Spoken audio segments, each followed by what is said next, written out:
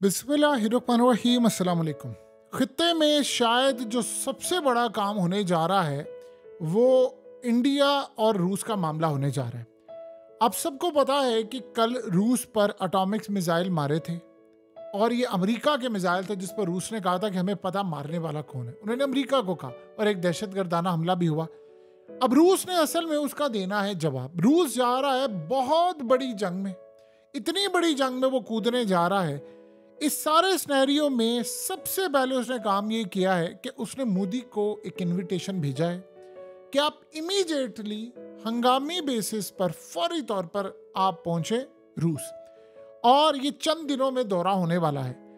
मोदी का इस वक्त कतन कोई प्लान नहीं था कि वो रूस का दौरा करे, लेकिन पुतिन के इसरार पर अब वो जा रहे हैं रूस। और ये बात याद रखिएगा, ये ऐलान भी रूस की जानिब से हुआ। अब ये दौरा क्यों होने जा रहा है? इसराइल ने असल में इस वक्त क्लियरली पैगाम भेजा है भारत को कि आप ईरान और रूस से डिसंगेज हो जाए। यूरोप और अमेरिका ने भी बड़ा क्लियर पैगाम भेजा है।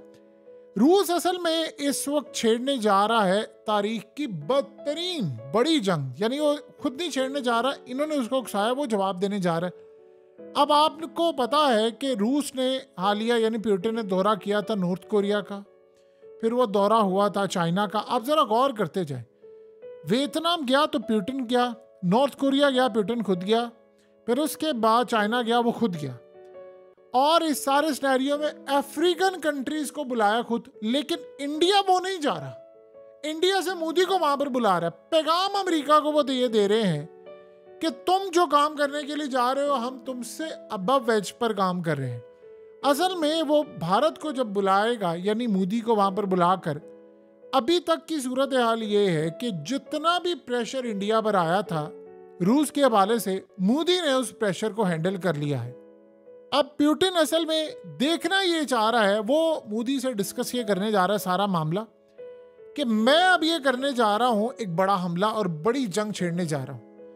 तो ईरान का तो मुझे पता है कि वो मेरे साथ खड़ा है, चाइना ने भी बता दिया है, नॉर्थ कोरिया ने भी बता दिया है, अफ्रीकन कंट्रीज ने भी बता दिया है, शाम ने भी बता दिया है, बहुत सारे ममालिक ने बता दिया है कौन कहाँ पर खड़ा है, कौन, सबने अपनी अपनी पोजीशन क्लियर कर दी है। भारत का अब तक का जो स्टैंस है, पुतिन ने उसकी इतनी तारीफ की कि आप अंदाजा करें कि मोदी ने अपनी इलेक्शन कैंपेन में पुतिन के वो क्लिप्स चलाए बाकायदा, जिसमें वो मोदी की तारीफ कर रहा है कि जब दुनिया का प्रेशर मोदी पर आया था तो वो प्रेशर को हैंडल करके उसने कहा कि इसीलिए मैंने अपनी कंपनीज को हुक्म दिया है कि वहां पर जाकर इन्वेस्ट करो। उसने कहा सिर्फ हमारी एक कंपनी ने, छोटी सी एक कंपनी ने $25 अरब इन्वेस्ट किए हैं। तो हमने इस तरह की बेशुमार कंपनीज को कहा वहां जाकर इन्वेस्ट करो, इनको सस्ता तेल दो, चीजें। अभी तक रूस कुछ, अब रूस करने क्या जा रहा है? पुतिन ने असल में काम ये किया है कि अब वो लड़ने जा रहे हैं बड़ी लड़ाई। इन्होंने एटॉमिक जो मिसाइल मारे हैं उसमें से 5 में से 4 डिस्ट्रॉय कर दिए, फिजा में इंटरसेप्ट कर लिए, एक नहीं हो सका जो जाकर सीधा बीच पर लगा और जिसमें लोग बहुत ज्यादा वहां पर मारे भी गए, तबाह हुए। ये बड़ा खतरनाक हमला था और रूस ने इसका जवाब देना है और भरपूर वो देने जा रहा है। यानी आप ये समझ लें कि रूस एक बहुत बड़ी जंग लड़ने जा रहा है। इतनी बड़ी जंग होगी, इतनी बड़ी जंग होगी कि अमेरिका से लेकर बाकी सारी ताकतें जो है तितर बितर होगी, और ये हो सकता है बाद में ये जंग एटमी जंग में भी बदल जाए, और किसी को नहीं पता है कहाँ पर जाकर रुके, क्योंकि जंगें शुरू करना सबको पता होता है, ख़त्म कहाँ होती है, कितनी तबाही के साथ, किसी को नहीं पता। मोदी को वो पूछने जा रहा है और सारा स्टैंड समझने जा रहा है, उसके सामने रखने जा रहा है कि मैं ये जंग करने जा रहा हूँ, ये आगे स्टैंड होगा, इतनी तबाही हो सकती है, हम यहाँ तक जा सकते हैं। आप अपनी पोजीशन क्लियर कर दें कि आप कहां तक खड़े हैं, क्योंकि अमेरिका ने अब देना है आपको बहुत ज्यादा प्रेशर, और पॉसिबिलिटी है कि उस प्रेशर के अंदर भारत पर लग जाए पाबंदियां। यानी S-400 की जो कैट्सा पाबंदियां हैं, ये याद रहे कि S-400 जो भारत ने लिया है अभी तक उस पर पाबंदियां लगी नहीं है।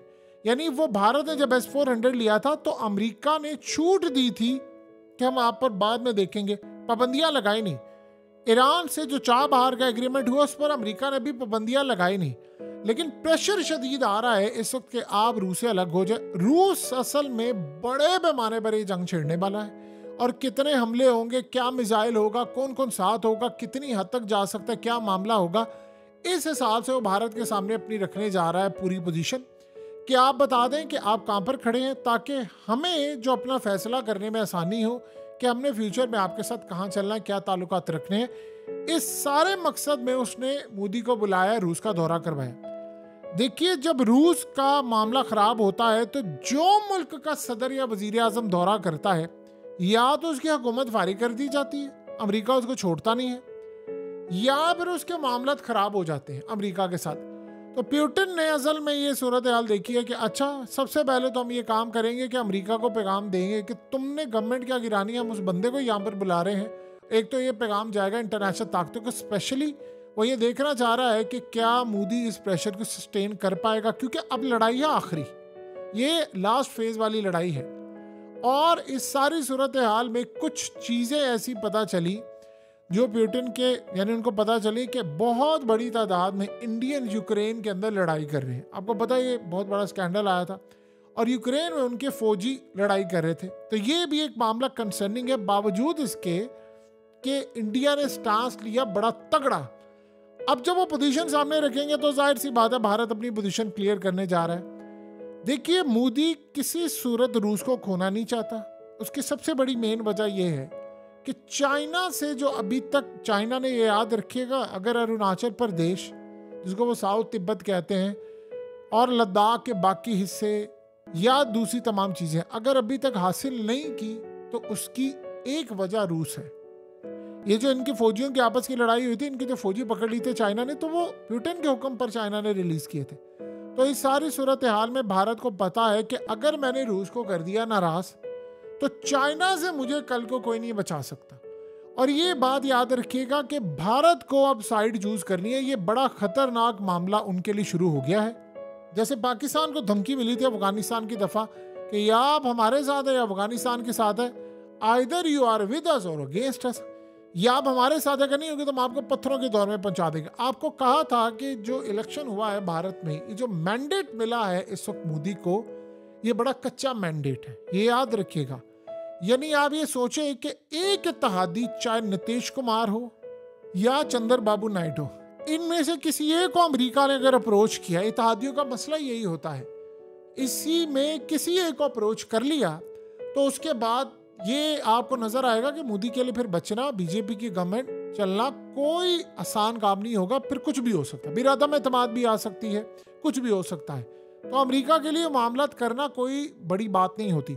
सो लिहाजा अब जो सबसे बड़ा सिनेरियो ये होगा कि अमेरिका इस दौरे पर किसी सूरत नहीं चाहेगा कि भारत का दौरा, और उसके बाद आप देखिएगा कि भारत के लिए मसाइल पैदा हो जाएंगे। जो अब लड़ाई होगी वो आपको नजर आएगी कि यूरोप की लड़ाई होगी, यानी नाटो की, और ये वो सारी इनकी भारत के साथ लड़ाई होगी कि भाई आप ये क्या करें, और ये सोचेंगे कि हम इन पर पाबंदी आयद करते हैं करेंगे। इतना आसान नहीं है कि आप भारत पर पाबंदी आयद करें। भारत एक ऐसा बड़ा जाट मुल्क बन चुका है कि कोई मुल्क उसको अपनी लपेट में लेने की कोशिश करता है, उसको छोड़ते नहीं है। इंटरनेशनल सतह पर इन्होंने अभी देखे कितना काम किया कि जी गिराव के बंदे पकड़ ली, फलाना कर ली, क्या उखाड़ पाए उसका, कुछ नहीं। तो यहाँ पर एक बड़ी चीज होगी कि अगर रूस के साथ भारत ये कहता है कि ठीक है जी, दो सिनेरियो हो सकते हैं कि जितनी मर्जी तबाही हो जाए, मुझ पर जितना मर्जी प्रेशर आ जाए, जितना मर्जी प्रेशर आ जाए, मैं आखिरी दम तक पुतिन तुम्हारे साथ खड़ा रहूंगा। अगर तो वो ये बात कह देते हैं तो फिर एक बात आप समझ लें कि फिर जो रूस की जानिब से इनामात की बारिश होगी, फाइनेंशियली, हथियारों के हवाले से, चाइना से लेवरेज लेकर देना, चाइना से मामला तय करवाना, चाइना से भारत की चीजें जो खराब है उनको ठीक करवाना, बॉर्डर के झगड़े, ये तमाम चीजें करवाना, ये फिर रूस अपनी जिम्मेदारी ले लेगा। जैसे चाइना ने ईरान और सऊदी अरब के जो मामला थे उनमें ये काम किया है कि जिम्मेदारी ले ली है कि ईरान जब जो खासतौर पर होतीज़ हैं, ये होशी कोई हमला नहीं करेंगे तो सऊदी अरब भी नहीं ये करेगा, वो भी अमेरिका को अड्डे नहीं देगा, तो जिम्मेदारी इस तरह भी रूस जिम्मेदारी उठा लेगा कि चाइना के साथ जो मामलात हैं वो किसी सूरत हम निचली सतह पर आपके जाने नहीं देंगे। जितना लेवरेज होगा लेकर देंगे, आपको फ़ायदा लेकर देंगे। और अगर लेट से कल को, चूंकि वो ब्रिक्स ज्वाइन करवा रहे हैं और ये यानी करेंसी के हवाले से भारत अब डॉलर से हटके जा रहा है, तो वो सारी सूरत हाल में भारत को पॉसिबिलिटी है कल को अमेरिका का सिस्टम छोड़कर जाना पड़े, और हो सकता है कि चाइना का जो बैंकिंग सिस्टम है वो कल को इस्तेमाल करना पड़े। लड़ाइयाँ देखिए, कल की दोस्ती आज की दुश्मनी, आज की दुश्मनी कल की दोस्ती। अब आपको सारी दुनिया में पता चल गया, सारे काम होने जा रहे। अब ये तो सारा सिनेरियो, और इसमें भारत कितना प्रेशर लेता है, और ये भारत के लिए बड़ा टफ होगा क्योंकि इस्राइल ने अभी पैगाम दे दिया है कि आप हमारे साथ है फलाने, ये न्यूट्रल वाली पोजीशन आप छोड़ दें। हथियार भारत दे रहा है, असला दे रहा है, शेल्स दे रहा है, हिजबुल्लाह के खिलाफ भी है, तमाम चीजें हैं। ईरान से भी दोस्ती है, रूस से भी है, अमेरिका से भी है, सारे यानी यूरोप से भी है, क्योंकि उसकी मार्केट बहुत बड़ी है। लेकिन ये नहीं हो सकता कि आप ये सारा काम करने के बाद भी ये कहें जी हम ये कर लेंगे, हम फलाना कर लेंगे, ये उन्होंने किसी सूरत करने नहीं देना। तो यहाँ पर अब अगर ये हो जाता है तो वो सारा लेवरेज फायदा, चाहे तेल सस्ता हो, गैस हो, चीज़ जो कुछ भी है भारत को वो देंगे। अब आते हैं उस सिनेरियो की जानिब जहां मोदी कहता है कि देखिए मैं आपके साथ जितना चल सकता था वो मैंने चल लिया, या फ्यूचर के अंदर मैं आपके साथ चलूंगा तो सही, लेकिन मैं हो सकता पहले जैसा ना चलूं, या मैं बिल्कुल अमेरिका के कैंप में चला जाऊं। ये इस तरह की जब सूरत हाल होगी तो फिर रूस ये याद रखिएगा वो तो कूदने जा रहा है इस जंग के अंदर। फिर ये याद रहे कि चाइना किसी सूरत भारत को नहीं छोड़ेगा, और रूस किसी सूरत भारत को नहीं बचा पाएगा चाइना से। ये बात आप अच्छी तरह समझ लें, क्योंकि भारत पर इस वक्त शदीद प्रेशर है कि आप रूस से तेल ना लें।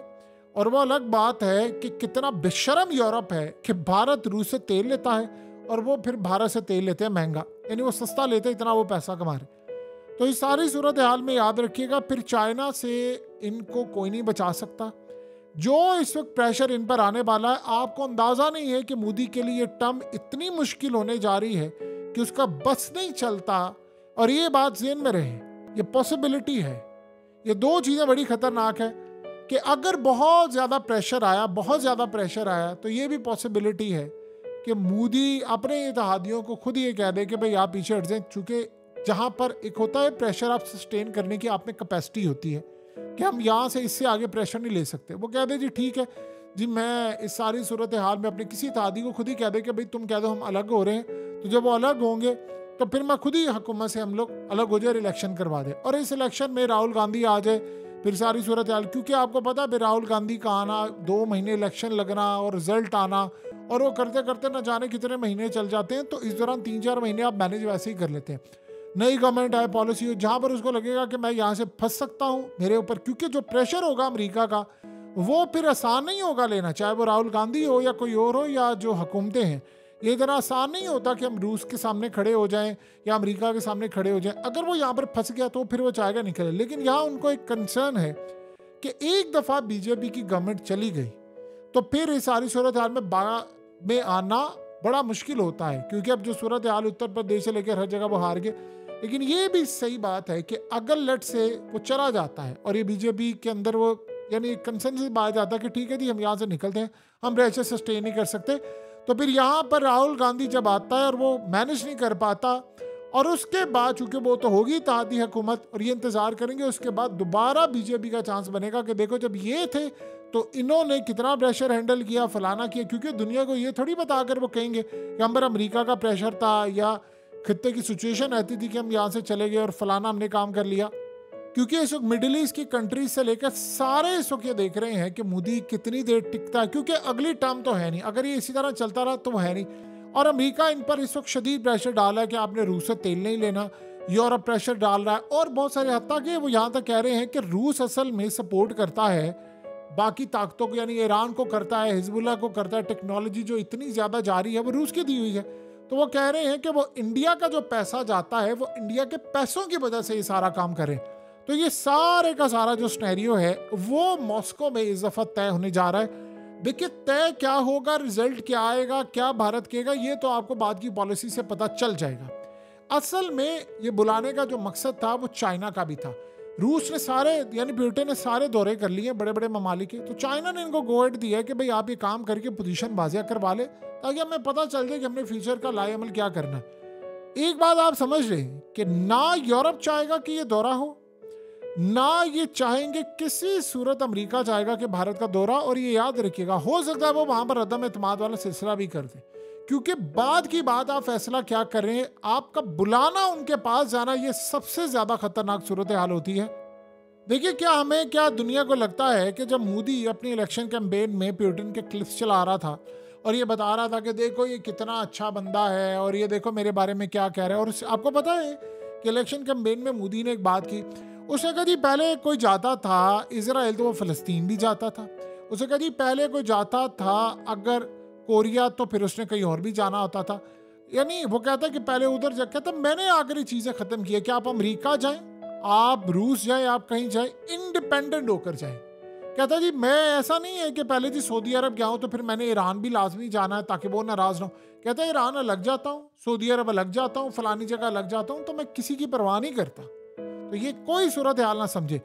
तो यहाँ पर तो इस सारे मामले पर अमेरिका क्या इन चीज़ों को सुन नहीं रहा था कि यार ये कौन सा बंदा है। अमेरिका की मजबूरी थी भारत कि भाई अभी उनके पास चॉइस कोई नहीं थी, वो तगड़ा था। अब उनको पता है कि भारत जो है वो चेंज हो सकता है क्योंकि वहाँ की आवाम ने इनको जो गवर्नमेंट दी है वो स्टेबल नहीं है, वो किसी वक्त जा सकती है। सुबह वो प्रेशर डालेंगे इनके ऊपर कि आप ये काम ना करें, और अगर ये सस्टेन नहीं कर पाए तो देखिए फिर सुपर पावर तो भी सुपर पावर होती हैं, यूरोप से लेकर सारे, और यूरोप भी प्रेशर डाल रहे हैं कि भाई आप फैसला कर लीजिए। इवन कि इसराइल भी प्रेशर डाल रहा है कि आप ये न्यूट्रल काम करना बंद करें। आपको पता है कि जो ये चाबहार का कॉन्ट्रैक्ट किया है मोदी ने, इसे इसराइल कितना खफा है, हत्ता कि शेल से लेकर ड्रोन से लेकर हथियार सारे भारत दे रहा है इसराइल के जो इस्तेमाल हो रहे हैं। लेकिन वो कह रहे हैं ये तुम काम जो कर रहे हो हमें काबिल कबूल नहीं। असल में प्रेशर ये आ रहा है सारी दुनिया के अंदर कि भाई सफ बंदी कर ले, बता दे कौन कहाँ कहाँ खड़ा है। ये जो न्यूट्रल रहने वाली पोजीशन है ना कि विकेट के दोनों जानिब मैं उधर भी हूँ मैं उधर भी हूँ, अब ये काम खत्म करो। आप यहाँ है या यहाँ है, राइट साइड है लेफ्ट साइड है, किसी एक जगह चूज कर लो,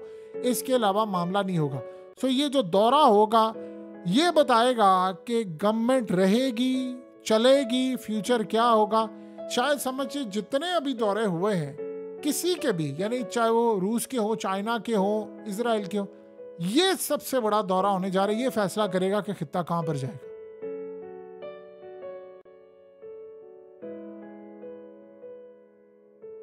हकीकत टीवी को सब्सक्राइब करना मत भूलें, वीडियो को लाइक करें, शेयर करें और कमेंट सेक्शन में अपनी राय का इजहार जरूर करें।